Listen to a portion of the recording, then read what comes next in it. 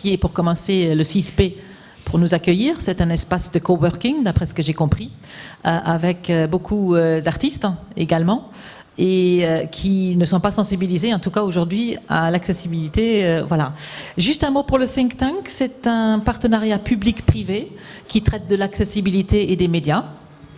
Et nous sommes en fait aujourd'hui réunis pour discuter de tout ce qui est expérimentation et test d'utilisateurs. Alors on avait très envie de savoir ce qui se passe en matière d'innovation dans les laboratoires de recherche.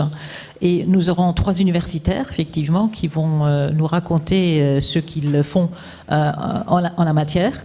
Et on a pensé qu'il serait très utile de mettre en phase également des entreprises, l'histoire de dire, ben voilà, quand ça mijote dans les laboratoires, leur souci premier, ça n'est pas de mettre sur le marché les innovations, mais il y a des entreprises très très entreprenantes et qui espèrent et qui ont des marchés à la clé. Donc ce sera dans un second temps qu'on le verra.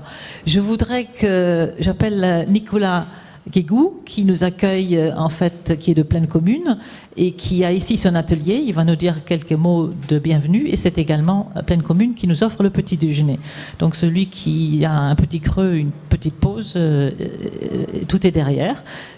Juste encore un petit mot avant, c'est qu'on va procéder en 2 temps. On fera quelques tests d'utilisateurs avec ceux qui le veulent.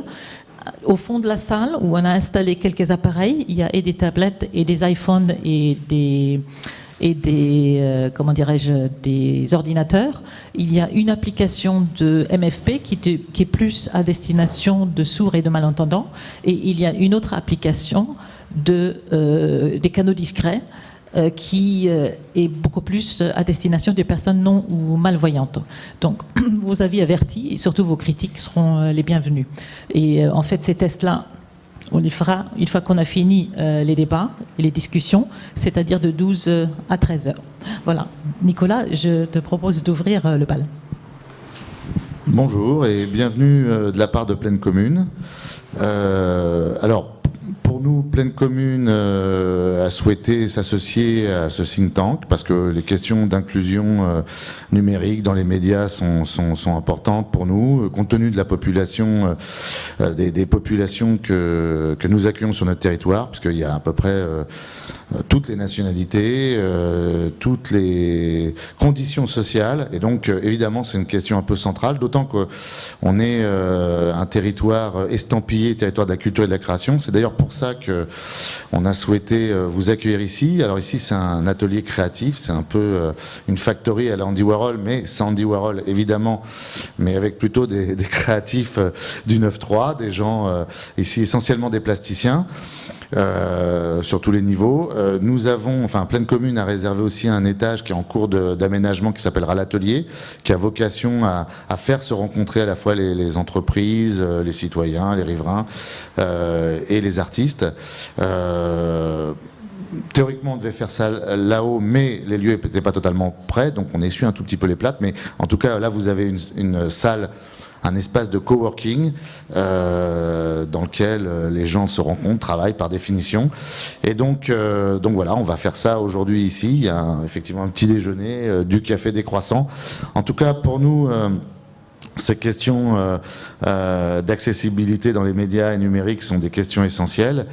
Les élus n'ont pas pu venir aujourd'hui, les choses se sont faites peut-être un petit peu rapidement pour nous d'un point de vue politique, mais en tout cas je pense que pour le dernier grand raout, il y aura tous les élus qui viendront vous dire tout ce qu'ils pensent ramasser de toutes ces expériences. Voilà, en tout cas bienvenue et merci à vous. J'aurais très envie de compléter une chose que tu avais dit, c'est qu'à un moment donné, il y a des représentants de Plaine Commune qui avaient annoncé qu'ils avaient envie de faire du territoire un territoire d'excellence en matière d'accessibilité. Voilà, donc on est au début. Tout est à faire, mais j'en renchéris. Et Soraya, je voudrais bien que tu dises un mot. Soraya Compagnie est présidente de l'APACT, avec qui nous avons un partenariat, et elle fera la petite introduction de la journée. Bonjour, je voudrais saluer chacun et chacune d'entre vous. Je salue Admut, avec qui j'ai eu vraiment un grand plaisir quand elle m'a proposé d'accompagner sa démarche. J'ai effectivement, au titre de l'association, penser de contribuer, d'accompagner, de participer aux travaux de Média 4D parce que, en fait, les travaux, vos échanges, etc., autour de la question de l'accessibilité, mais dans l'ensemble, autour de technologies, de médias, etc., ça s'inscrit pleinement dans les objectifs de notre association. Alors, la PACT, c'est l'association pour la promotion de l'accessibilité et de la conception pour tous. En fait, notre objectif, avant tout, c'est parce qu'on pense que notre objectif, c'est en fait de mettre autour de la table et de mobiliser la société sur un sujet qui est pour nous important. C'est un sujet qui est vraiment essentiel. C'est que la société doit être accessible à tous et que je ne parle même pas d'inclusion, mais je dis la société doit être... Il n'y a aucune raison pour qu'une partie de la population de la société soit exclue de telle ou telle activité. Alors nous, quand on travaille sur l'accessibilité au niveau de l'association, ce n'est pas uniquement l'accessibilité pour les handicap moteur, ce n'est pas uniquement l'accessibilité pour le PMR, comme on le dit, c'est aussi pour eux, mais c'est également pour toutes les autres situations qui se trouvent, des personnes qui pourraient se trouver en situation de handicap. Vous savez, quand on n'entend pas bien, quand on ne voit pas bien, quand on a des difficultés pour comprendre ou pour communiquer, il n'y a aucune raison d'être à l'écart, d'être mis à l'écart. Alors quand j'ai dit on n'entend pas bien, ça ne veut pas dire forcément qu'on est une personne handicapée, on peut être une personne âgée, tout simplement. Avec l'âge, on voit pas bien. Avec l'âge, on n'entend pas très bien. Avec l'âge, on n'a pas l'agilité qu'on peut avoir quand on est jeune. Donc, on peut se trouver dans la société, avec les différentes activités de la société, dans une situation, entre guillemets, de handicap. Alors, pour cette raison, la question de nouvelles technologies, c'est quand même un sujet particulièrement important, particulièrement essentiel pour ces catégories de personnes, mais pour tout le monde, mais pour ces catégories de personnes. C'est pourquoi je pensais que ce serait bien que l'association participe, à côté d'Anmut, aux travaux de ce think tank. Les nouvelles technologies de communication ont complètement, c'est pas à vous que je l'ai dit, mais vous le savez mieux que moi, ont complètement bouleversé la vie des personnes en situation de handicap. Complètement. Pour autant, il faut faire très attention, parce que les mêmes technologies, les mêmes outils de communication peuvent aussi, si on ne fait pas attention, si on ne prête pas attention, peuvent aussi être des éléments d'exclusion de ces personnes. Parce que si ces outils ne sont pas accessibles, c'est alors dans une société de communication dans laquelle on se trouve, c'est extrêmement difficile et compliqué pour ces personnes. Parce que ces appareils qu'on utilise, tout ce que tu disais tout à l'heure, le téléphone, ordinateur, etc., tous ces appareils de communication changent tous les jours. Tout le temps sont en train d'être évolués, etc. Si à chaque évolution on prête pas garde, on prête pas attention à ce qu'ils soient mis en accessibilité, à ce qu'ils soient rendus, prennent en compte les mesures relatives à l'accessibilité, à ce moment-là, c'est effectivement une partie de la population qui est mise en écart. Donc voilà, une réunion importante et bonne réunion, bonne continuation. Merci beaucoup, Soraya. Oui, je place simplement Média 4D. Tu as raison de le rappeler. Pourquoi 4D? Parce que ça touche les 4 écrans. Le cinéma, la télévision, l'ordinateur et tout ce qui est mobile devices, donc smartphone, tablette, etc. Et 4D, pourquoi aussi? Parce que c'est la 4e dimension. C'est-à-dire on passe de la 3e dimension en intégrant l'accessibilité à la 4e dimension. Donc c'est un peu notre jeu de mots pour faire Média 4D. Voilà. Donc je pense qu'on va rentrer directement dans le vif du sujet. Je vais juste vous montrer, si je trouve les boutons qui vont bien, voilà, le programme de la journée. Donc on va démarrer avec Dominique Archambault. Vous allez me voir un peu là tout au long comme fil conducteur. Donc comme on a 2 fauteuils royaux, eh ben, on va s'en servir. J'invite Dominique Archambault à s'installer en premier. Il va nous raconter en fait quelque chose sur les aides techniques et l'accessibilité pour une société inclusive. Et je crois que ce que vient de dire Soraya et ce que va dire Dominique, on aura sûrement un fil conducteur commun en disant qu'effectivement, à partir du moment où on inclut des besoins spécifiques de populations spécifiques, mais quand on le fait de manière intelligente, et surtout, et ça c'est un peu l'objet de Média 4D, dès le départ, si on le considère dans le processus de production de contenu, eh ben, on va fabriquer aussi de l'accessibilité universelle, c'est-à-dire utile pour tous. Voilà. Donc, est-ce que tu as besoin de bidouiller quelque chose là ou... Oui, vas-y, tu débranches et on enchaînera ensuite avec Charles Tijus, que je ne dis pas de bêtises parce que j'en ai déjà fait par le passé. Voilà. Si vous avez des questions, je propose que ça puisse être un peu interactif, si ça ne gêne pas. Et on va essayer de garder un peu de place vers la fin aussi pour le débat. Par contre, il faut faire l'effort de parler dans le microphone, sinon on ne pourra pas avoir la retranscription. Merci.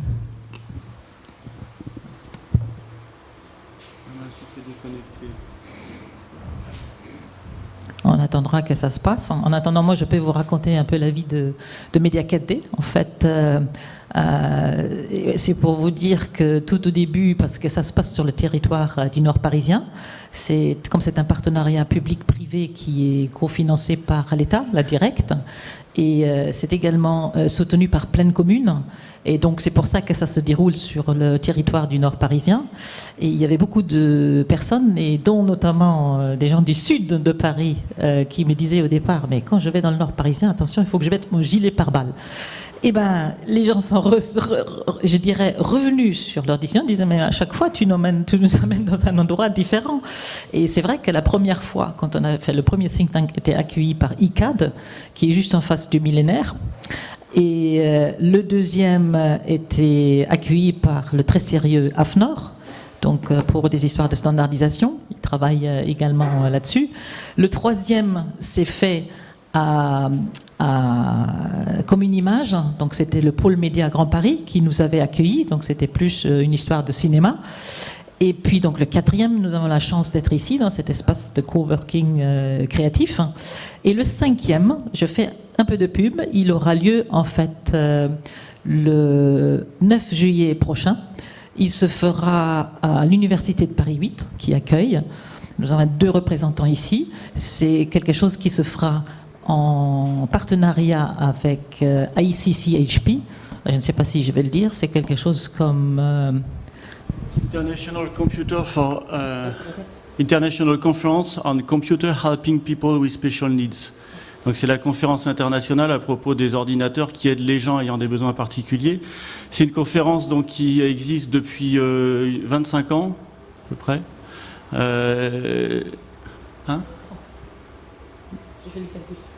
La première était en 88, 89, enfin bon, peu importe. Et donc voilà, c'est la plus grosse conférence en Europe sur le thème des aides techniques pour les personnes handicapées. Pour la petite histoire, au départ, ça s'appelait Computer for Handicapped Persons, et c'est devenu Computer Helping People, ce qui permet de garder le titre, mais d'être un petit peu plus large et un titre un peu plus sympa. Je viens de me rendre compte que mon... Ouais, donc c'est du 9 au 11 juillet. Et on a, sur la journée du 9, une session partagée avec Média 4D. Voilà. Une journée partagée, en fait. Oui, en attendant... Je me rends compte que l'écran l'écran n'est pas du tout il m'en manque une bande en haut, une bande en bas, je n'ai pas vu ça avant. Ça, je ne peux pas t'aider. La technique, est-ce qu'elle peut aider éventuellement? Je ne sais pas, sinon on se débrouille comme ça. Oui, donc en fait, ICC-HP, c'est une grosse conférence sur 3 jours. Ce sont des académiques, ce sont des scientifiques avec des sciences dures. Et donc avec Media 4D, le partenariat qu'on a fait, moi je le fais donc que sur une journée, cette conférence, alors qu'à ICC-HP, c'est sur 3 jours avec 3 ou 4 tracks en parallèle. Et donc nous avons la session d'ouverture commune, aussi un dîner gala commun avec cela, et Media 4D apporte en fait les médias et la partie entreprise. Donc on bénéficie en fait des dernières évolutions technologiques, numériques et en fait des interventions d'académiques qui viennent du monde entier. Et du Canada, de la Corée, du Japon, enfin j'ai vu tout un tas de choses. Donc on a 2 sessions communes et on fera la valorisation du think tank, donc ce que nous aurons appris en fait d'ici là, on fera un retour d'étape finalement le 9 juillet où les différentes personnes qui sont intervenues vont présenter en très peu de temps en fait l'intérêt de ce qu'ils ont pu en tirer.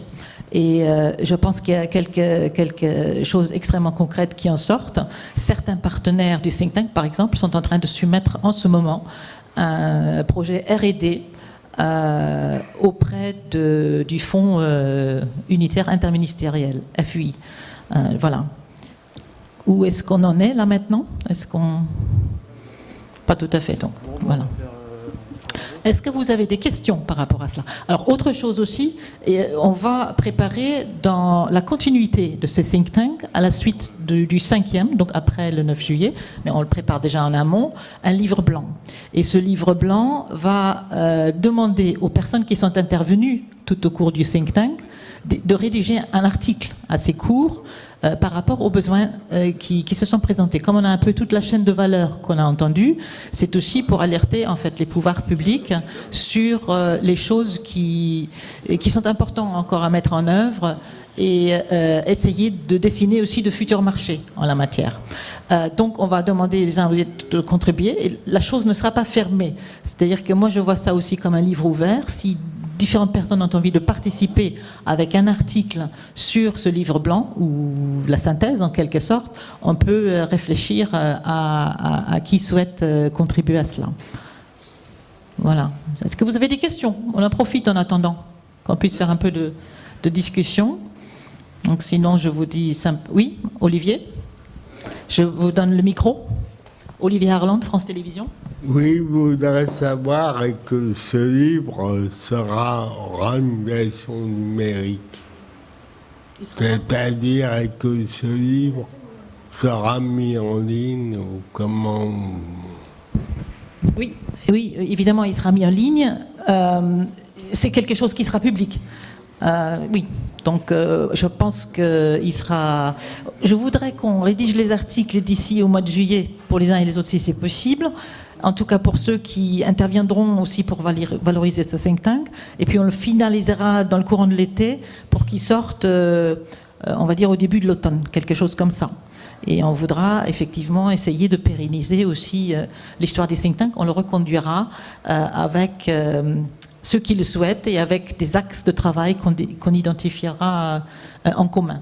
Donc ça sera, en novembre, ça fera 2 ans et on essayera effectivement de le reconduire par la suite. Alors je vois qu'il y a des choses très savantes qui s'installent